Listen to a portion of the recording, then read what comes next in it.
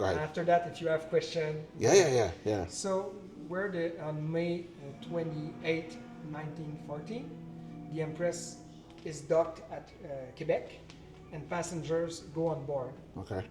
End of afternoon, supper time, around 5 o'clock. So what happens is that people get into the ship. Once they're in the ship, they go register themselves, and then they get keys, and you're at room 317, etc., etc.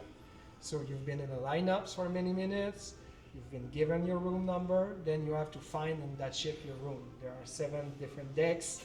It's a big ship. So you finally find your room. You might change, and then you find somewhere to eat. So if you're a first class passenger, there's a few restaurants. If you're a third class passenger, you can still eat, but it's a little, It's leftovers. no, but it's still a good week for a third class passenger. It's still a nice experience to travel on the Empress, Right. if you compare with other ships from that Okay, period. fair. So people find somewhere something to eat, and then they go back to their room, and it's already almost 10 o'clock, 11 o'clock, and you change and you go to bed. Right. Okay. During that time, the Empresses leave Quebec, and it goes east on the St. Lawrence River, and it stops here ahead of Pointe-au-Père to drop the pilot Adélard Bernier that was in the ship since Quebec. So it gets near the shore, a small boat, a pilot boat, just get the pilots and bring him to the dock, and the Empress go back into the middle, more or less, of the river, and takes its way east to the Atlantic. People are asleep. There's the other ship named Storstad, which is a ship from Northway that is meant to transport coal. That's going into the opposite direction. It's going to Montreal, and it has to stop here to take a pilot aboard. So the Empress and the Storstad see each other, and then the fog comes. And the fog here at Pointe-au-Père can be like Just out of nowhere. out of nowhere, really quick. Wow. Okay. A good example I like to give is you enter the lighthouse, it's sunny as today, and you arrive at the top, you do not see through the window. The time you get at the lighthouse. Wow, that's how Happened to quick me the many fog times. can be. Wow. Okay. So I was talking to you earlier about Marconi wireless communication. There's a Marconi wireless in the Empress of Ireland, but not in the Storstad. What's left to communicate? First, navigation lights. Okay. Green light, red light, white light on masts, but it's foggy, you do not see the light. Then you have fog horns, so compressed air system, and you can have different signals. But when it's foggy, where there's like all this humidity in the air, sounds get Muffled. yeah, there's a surround effect. Like an echo kind exactly, of. Maybe. exactly. Yeah. Okay. So both ships send signals to the other ship, and they do not understand each other very well. Oh, jeez. And when you listen after the collision about the testimonies of both crews, you cannot know what really happened. Wow. So one says one A, the other one says B. So what happens is that both ships thinks the other is going to pass between them and the shore. So the Storstad goes west, thinks the Empress is coming that way. The Empress goes east, thinks the Storstad is coming that way. So they both move a little bit to free some space for the other ship, and they get at the exact same spot into the river. So when the captain of the Storstad, who's asleep when all this started, but is waken up by his crews a bit worried, he arrived on the deck of the ship, and he sees the Empress of Ireland right ahead of him. He says, full reverse the engine, try to stop the ship as fast as you can, emergency stop maneuver. And the captain on the Empress of Ireland knows he's gonna get hit at that time. He says, well, it's unavoidable. I don't want to get hit in the middle of my ship. If I get hit there, it's going to sink faster because the way the different watertight compartments are distributed in the ship. So he says, I'm going to get hit. I want to get hit at the back of my ship. So he says to his team, full ahead, full engine. You know, it's not like in a car when you just... it takes some time for the engines to takes pick some up. time. Yeah. So the collision happens, and that happens right in the middle of the ship. And the Storstad that should, from this point, try to stay in the hull. As long as you're there, water cannot get in, but that just reversed its engine. So it just moves out of the hull, and the Empress just starts moving forward. So imagine like a can opening So you're just ripping the side open. Exactly, Yeah. exactly. 10 minutes after the collision, the Empress was On tilted, its side. and 4 minutes after that, it was down the water. So you have this 170-meter ship on the river, and it disappeared in 14 minutes.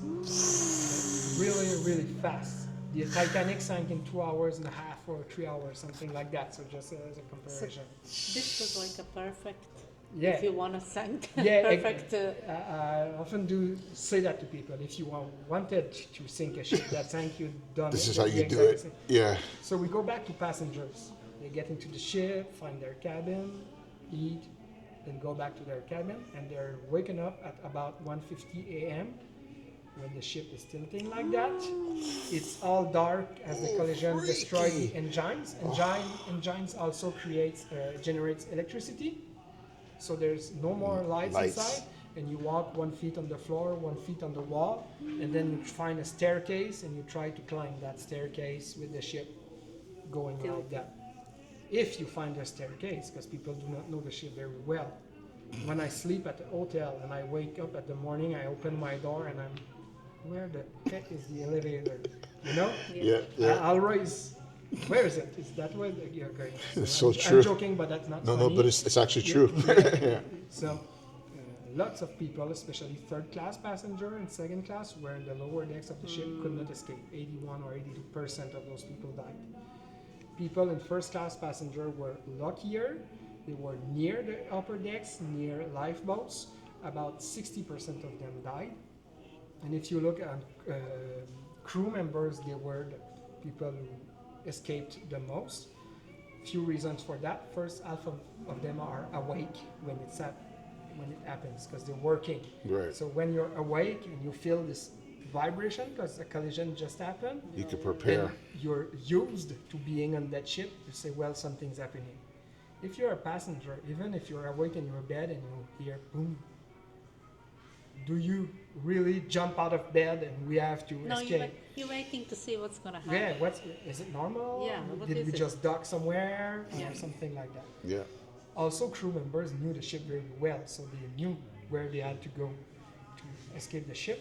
And most of them are being asked when they have to escape ship to go to the upper deck to help put in the water the lifeboat. So they're trained to do that, so they can do it really fast. They tried to do so, but as the Empress was tilting, they just fell into the water.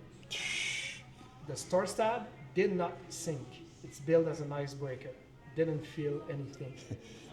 Stayed in place, put all their lifeboats in the water, and pick up 477 persons. 12 of them died once on the Storstad, either from hypothermia or from injuries from objects falling into you. But 465 did survive. That's a third of the people. That's, in my opinion, surprising. That's the same proportion as in the Titanic, where they had more than 2 hours to escape the ship. And 1,012 died, most of them sinking with the ship. Their remains still being in the wreck today at the bottom of the river. Wow, that's Man, this is that's a the boat. goosebump story. This is the boat that sank. Yeah, exactly. Oh, okay. Yeah. And how many people died? 1,012. That's unbelievable. Yeah, that's crazy. Yeah, I've never heard of this. And But that's- you were asking earlier, or you not asking, but when we're outside, we all know about the Titanic. Yeah, why? Yeah, we know but about nobody knows That's about that's I've been here for 16 years, and that's a question I've asked myself many times. There are many disasters that happen that we do not remember. Maybe you've heard a few years ago there was a train 200 derailment. kilometers that made the city explode in Lac Mégantic, 200 kilometers from here. And most people in Quebec do not really remember that. It happened like 10 or 12 years ago. Wow.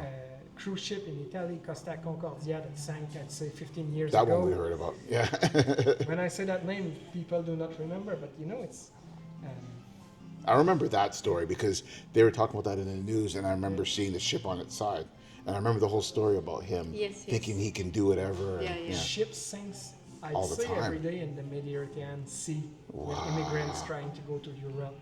Yeah, but Small ship, but nobody knows about and that. unless you read the last pages of the newspaper with international news, we don't know and we don't want to hear about that. Yeah, fair enough. Yeah. Fair enough. All right. Yeah, yeah. So why?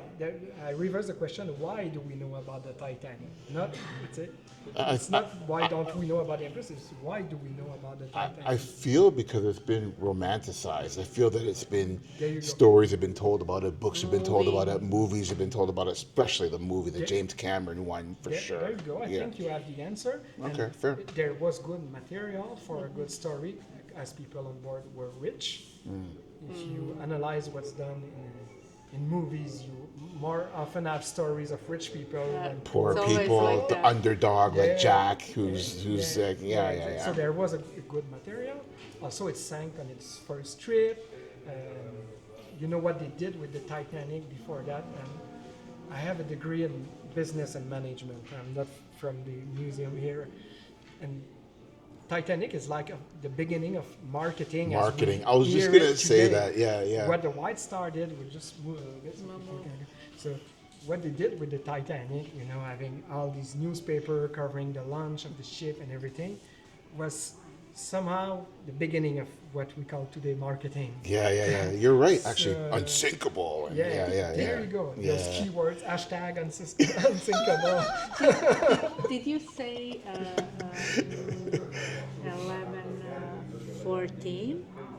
When this ships 1914. 11, 1914. 1914. That's like 2 years after the Titanic, you know? And the other reason why it was forgotten is that 3 weeks after the sinking, the war started. First World War started. Oh, okay. Well, Oh, then, I mean, it's- that definitely will. So if you yeah. look at a newspaper from that time, when the Empress of Ireland sank, it's as much I say as a headline as when the Titanic sank. From Right. newspaper all around the world, we have newspaper from Asia, from every country. Well, another ship sank. Yeah. But a month later, the war starts. So that This- became the focus. Yeah. Yeah. And the CP kind of uses that, to Oh, hide. hide. Yeah, You're yeah, the yeah. biggest transportation company in the world. Your most luxurious ship just sank. Yeah. And then you Yeah, have yeah. a cover up. Yeah. Some- So for them, I mean, none of us want the war to start, Yeah. but for them, they're like, oh, Yeah, look, we exactly. could hide all I this think- stuff now. I Yeah. think so. Makes sense. It sounds like what a corporation would do. And I missed where this happened. 13 kilometers From south that here. way. Yeah. Wow. So 8 kilometers from the shore when you're next town from here, St. Louis-sur-Mer. So can you imagine how many souls are just floating around? Yeah. Wow. And the other interesting part of that story is that it continues with divers going on the wreck. Right, yeah, because So- they're still exploring it. First thing, divers go on the wreck the day after the sinking. Right, okay.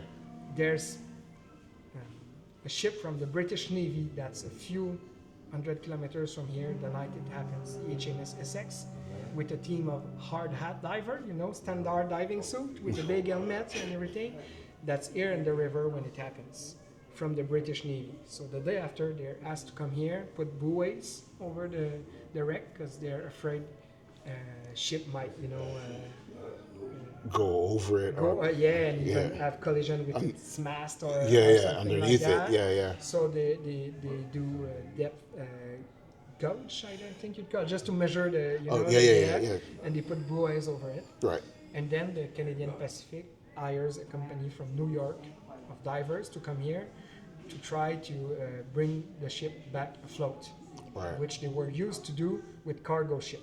Right. So what they would do is fill the ship with compressed air, and then it would Come back up. come back. It's the first time they try to do it on a passenger ship that is full of portholes, and they say, well, it's impossible to fill it with air. There's opening everywhere. Everywhere, yeah. But they're asked to bring back the valuables from the ship. Right. Valuables includes silver lingots, 252 silver lingots, 2 safes that were on the ship with objects that belong to the passengers, and also mail bags, because the Empress of Ireland used to carry all the mail going from North America to Europe. There was 318 bags of mail on the ship, and they brought back all these objects. They could dry up all the letters and send them back.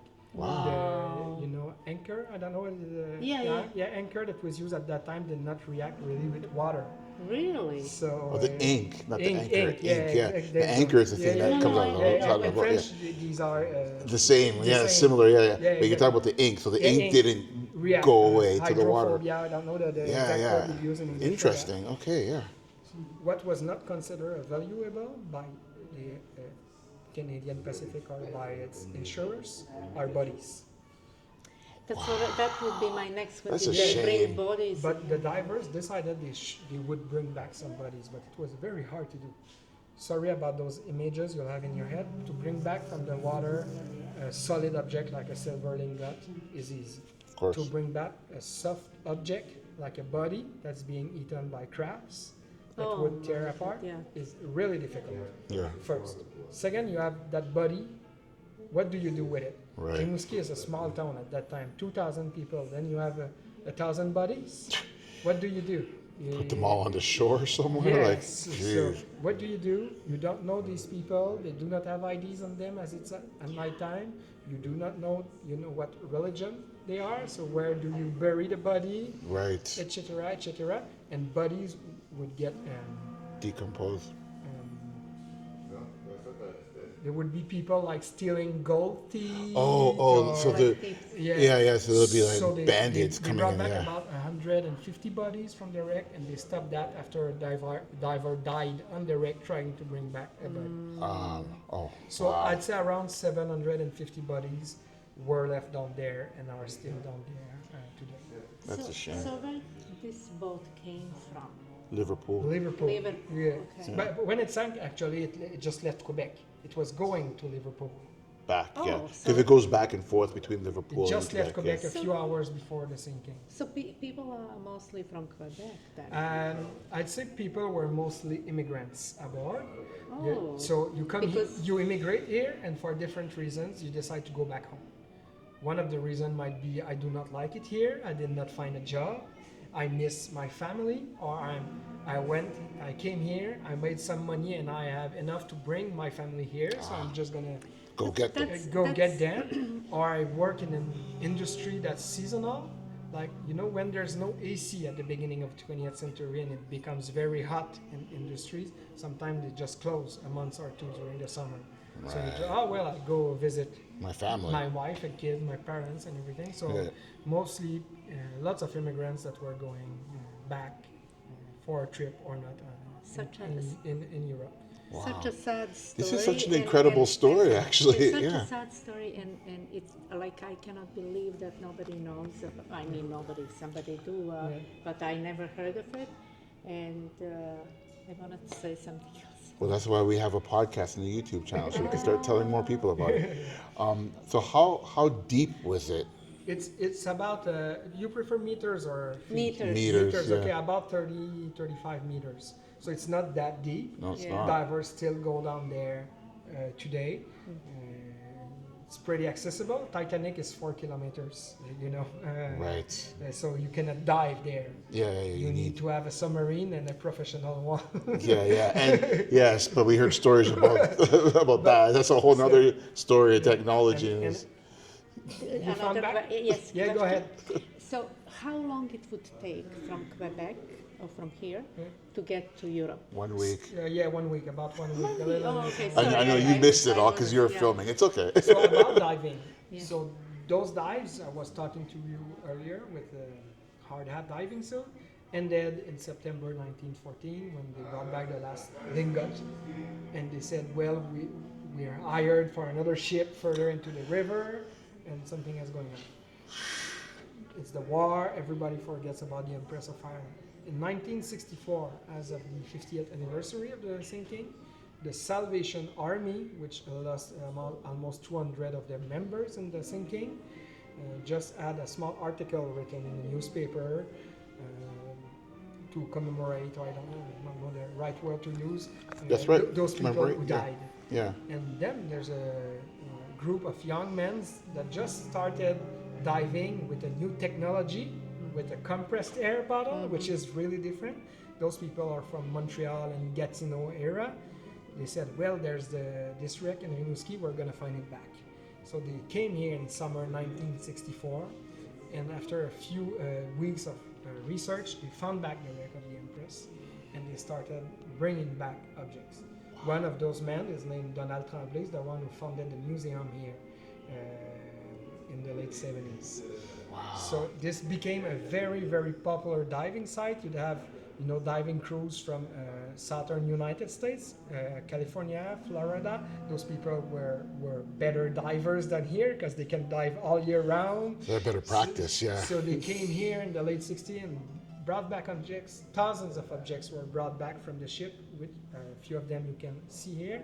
And this ended in 1999, where the Quebec government designated the wreck as a national historic site. Nice. So since then it's protected. So divers go down there, but They don't, Just to see. they don't take any. yeah, when I have kindergarten here, you visit with your eyes. That's So it's the same thing when you go on the wreck. You leave everything down there. The only people that could bring back objects are like archaeologists or scientific that would have a good reason. To bring it, yeah. And they'd have to ask for permission before. They do Of not course. come up. Well, is Look it what I okay, found. or you want me to? No, okay, we'll let it go back down. Exactly. Just to compare, how many people died at Titanic? About I don't know the exact number, but about 1,500. Okay. So it's a and little here bit- is 1,000. Yeah. And Well, something. I mean, to put it in perspective, the Titanic could hold more people. Yeah, exactly. yeah. As a So- proportion, it's the same. It's a third of the Yeah, people exactly. who survive Yeah. in both Yeah. stories. Oh, Yeah. So in the museum here, we have in the exhibit about 200 objects that were brought back from the wreck or relative to the Empress, as you know how you call it in The English. Oh, chest. The chest Yeah. was not found in the wreck.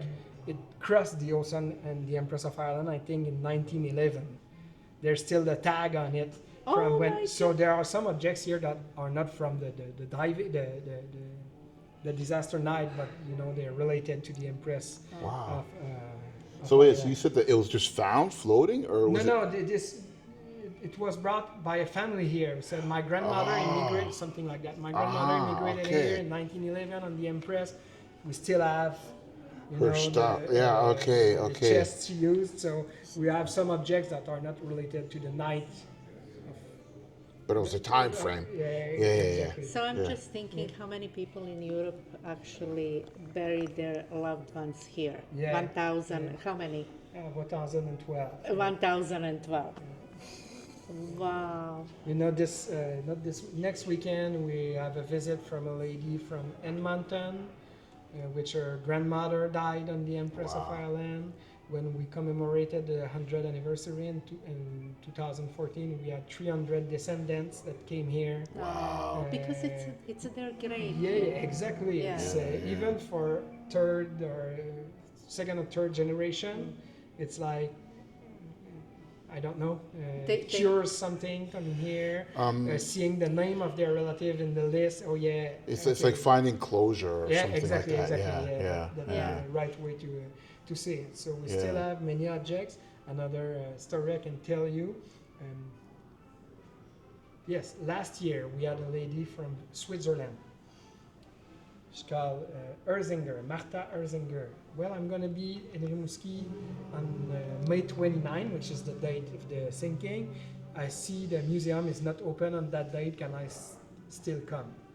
We're like, yeah, you can come, and it's going to be open because it's the commemoration week.